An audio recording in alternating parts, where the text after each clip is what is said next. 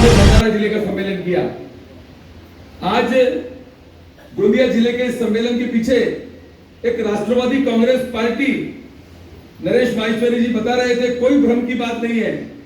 राष्ट्रवादी Congress party का प्रफुल्ल पटेल साहब ने कल भी बताया और राज्य की सरकार का जब निर्माण हुआ तब भी बताया कि राष्ट्रवादी कांग्रेस पार्टी का अस्तित्व अलग है और घड़ी हमारे पास है और हमारी ही रहेगी।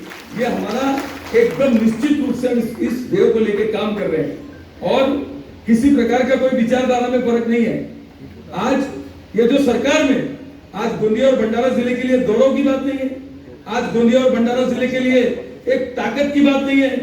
यदि हमने कोई निर्णय लिया, यदि हमारे नेता खासदार प्रफुल्ल पटेल जी ने कोई निर्णय लिया और सरकार में अगर शामिल हुए तो उसके पीछे एक ही उद्देश्य है कि गोंदिया और भंडारा जिले के साथ साथ महाराष्ट्र का भी विकास होना चाहिए। इस उद्देश्य और इस भावना को लेकर आज और हमको खुशी नहीं होगी। अभी गंगाधर जी परशुराम के क्रम की बात बता रहे थे। गोंदिया और भंडारा जिले के राजनीति में और इस महाराष्ट्र की राजनीति में जब भी कोई फेरबदल आता है या इस देश की राजनीति में कोई हलचल आती है तो प्रफुल्ल पटेल एक ऐसा नाम रहता है जो पूरे देश में चर्चित रहता है और ये हमारे लिए गौरव की बात है कि वो हमारे गोंदिया और भंडारा जिले के नेता है। आज हम कई लोग रोज चर्चा करते हैं, सभी पत्रकार बंधु भी रोज पत्रकार हमारे से पूछते हैं कि गोंदिया से हवाई जहाज चालू होगा कि नहीं। हमारा उद्देश्य एक है, प्रफुल्ल पटेल जी एक ही उद्देश्य के लिए काम करते हैं, चाहे हवाई सेवा का विस्तार हो। अभी कई लोग बोलते थे पहले कि प्रफुल्ल भाई ने अपने लिए हवाई अड्डा बनाया, लेकिन अब चाहते हैं कि हवाई अड्डा और हवाई जहाज शुरू होना चाहिए। तो मैं भी आपको विश्वास के साथ एक बात बताना चाहता हूं कि गोंदिया और भंडारा जिले के विकास के लिए जिस चीज की भी आवश्यकता पड़ेगी तो केंद्र और राज्य सरकार में यदि प्रफुल्ल पटेल ने शब्द रखा तो उसको काटने वाला कोई व्यक्तित्व नहीं है। ये बात निश्चित है और गोंदिया से भी उड़ान व्यवस्थित रूप से चालू होने वाली है, उसका प्रयत्न चालू हो गया और इंडिया की बहुत बड़ी कंपनी चालू करेगी, ये भी मैं आपको विश्वास दिलाता हूँ। चाहे रेल के क्षेत्र में हो, चाहे उद्योग के क्षेत्र में हो। आज अदानी आया तो हजारों लोगों को काम मिला, उसकी चर्चा होनी चाहिए, उसकी बात करनी चाहिए। आज इरिगेशन के प्रोजेक्ट प्रफुल्ल पटेल जिस दिन से खासदार बने हैं उस समय का ब्यौरा और आज के ब्यौरे के बारे में अगर हम चर्चा करेंगे तो इरिगेशन किस लेवल तक चला गया, इरिगेशन किस ऊंचाइयों तक चला गया।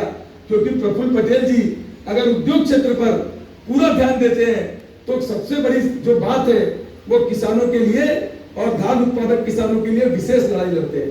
बोनस का मुद्दा आया तो किसने दिलाया, चर्चा कोई भी हो, लेकिन राज्य के नेता अजित पवार जी वित्त मंत्री थे और बोनस का पैसा दिलाने की बात आई तो वो भी खासदार प्रफुल्ल पटेल के माध्यम से हमारे धान उत्पादक किसानों को बोनस मिला। इस तरह से अब ये जो हम आगे बढ़ रहे हैं, जो उद्देश्य से आगे बढ़ रहे हैं, खासदार प्रफुल्ल पटेल जी का जो इस राज्य सरकार में, इस राज्य की सरकार में माननीय एकनाथ जी शिंदे हो, माननीय देवेंद्र जी फडणवीस हो और माननीय अजित दादा पवार हो, ये तीनों जो राज्य के शासन के प्रमुख हैं, हम प्रफुल्ल पटेल जी को रोज एक ही बात कहते हैं कि गोंदिया और भंडारा जिले का विकास होना चाहिए। और मैं बहुत खुशी से प्रत्येक कार्यकर्ता को बताना चाहता हूं कि पिछले करोड़ों रुपए के जो काम प्रफुल्ल पटेल जी ने मंजूर कराए थे और उसको स्टे मिला था, आपको मालूम है स्टे मिला था, अपने बहुत से कामों को स्टे मिला हुआ था। 2 दिन में सरकार आने के बाद 2 दिन में हमारे पूरे विकास के कामों के स्टे उठा दिए गए और सब काम चालू होने वाले हैं।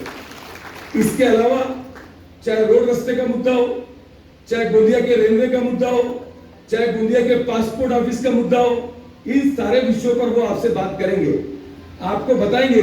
लेकिन गोंदिया और भंडारा जिले के प्रत्येक नागरिक के मन में, प्रत्येक व्यक्ति के मन में ये बात तो जरूर है कि भारत की राजनीति में और महाराष्ट्र की राजनीति में गोंदिया और भंडारा जिले का गौरव बढ़ाने का काम यदि किसी व्यक्ति ने किया है तो वो नाम खासदार प्रफुल्ल पटेल जी है और केवल प्रफुल्ल पटेल जी है, इसमें कहीं कोई दो मत नहीं है। हमने ये जो नया परिवर्तन आया, इस नए परिवर्तन में हमारे नेता माननीय शरद पवार जी हैं, हमारे नेता शरद पवार जी का सम्मान है, उनका कभी भी प्रफुल्ल पटेल जी बहुत अच्छा बोलते हैं और वो बताएंगे भी। लेकिन राज्य में जो नया समीकरण हुआ, इस नए समीकरण के लिए आप सब रोज पेपर में, टीवी में, अभी तो इस तरह की स्थिति है कि रोज हम देख के गौरवान्वित होते हैं कि जब खुशी होती है कार्यकर्ताओं को, मन में उत्साह आता है, मन में जोश आता है, जब अपने नेता प्रधानमंत्री के साथ दिखते हैं, अपने नेता गृह मंत्री के साथ दिखते हैं, देश के गृह मंत्री जी के साथ दिखते हैं और राज्य सरकार के माध्यम से कोई भी महत्वपूर्ण चर्चा, राज्य के विकास की चर्चा, उसमें जब भी बात होती है तो राज्य के विकास की चर्चा में गोंदिया और भंडारा जिले को प्रथम स्थान मिलना चाहिए। ये बात करने के लिए भी प्रफुल्ल पटेल जी मुंबई में मंत्रालय में दिखते हैं, मुख्यमंत्री के साथ दिखते हैं, सह्याद्री बंगले को सह्याद्री गेस्ट हाउस में दिखते हैं। ये हमारे लिए बहुत गौरव की बात है। और भी साथियों, और जोर से अभी 2000 एफिडेविट हमने कर दिए, 3000 का लक्ष्य है। कुछ जानकारी नहीं है, लेकिन आने वाले 8 दिन में माननीय नेता को इस बात की पूरे पदाधिकारी जवाबदारी देते हैं। हम जवाबदारी के साथ एक बात कहते हैं, ये 3000 का टारगेट निश्चित 2-4 दिन में पूरा करके राज्य तक पहुंचा दिया जाएगा। मेरा प्रत्येक कार्यकर्ता से अंत में यही निवेदन है, यूथ कांग्रेस, महिला कांग्रेस, राष्ट्रवादी कांग्रेस के प्रत्येक घटक से एक ही निवेदन है। छोटी मोटी बातों को लेकर कहीं विवाद भी होता है, लेकिन नेतृत्व मजबूत है। हम नीचे कोई बात को लेकर परेशान नहीं होते हैं, तो उसको भूलकर प्रत्येक बूथ पर 2024 को लक्ष्य बनाकर प्रत्येक बूथ पर कमेटी बनाना पड़ेगा। जिसकी बूथ कमेटी मजबूत, उसका पक्ष मजबूत, और जिसका पक्ष मजबूत, उसकी राज्य और देश में ताकत मजबूत। बूथ कमेटी बनना चाहिए। हमारे को बूथ कमेटी बनाने के लिए पूरी ताकत लगाना चाहिए, सक्रिय मेंबर बनाने के लिए ताकत लगाना चाहिए। नए नए उत्साह से नए नए पदाधिकारियों को हम जवाबदारी दे रहे हैं।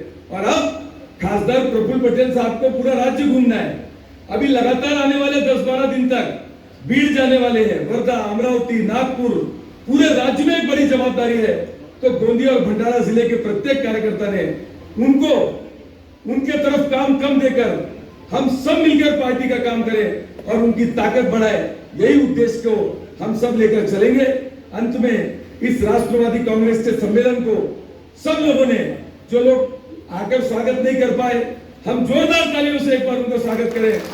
सबको, सबकी भावना उनके साथ जुड़ी है और इन्हीं सब भावनाओं के साथ अब वो पूरे राज्य और देश की जवाबदारी संभाले और हम सब एक कंधे से कंधा मिलाकर एकजुट होकर अपने दोनों जिले के विकास की गंगा को आगे बढ़ाने के लिए उनका सहयोग करेंगे, पार्टी को बढ़ाएंगे और राष्ट्रवादी कांग्रेस को आगे ले जाएंगे।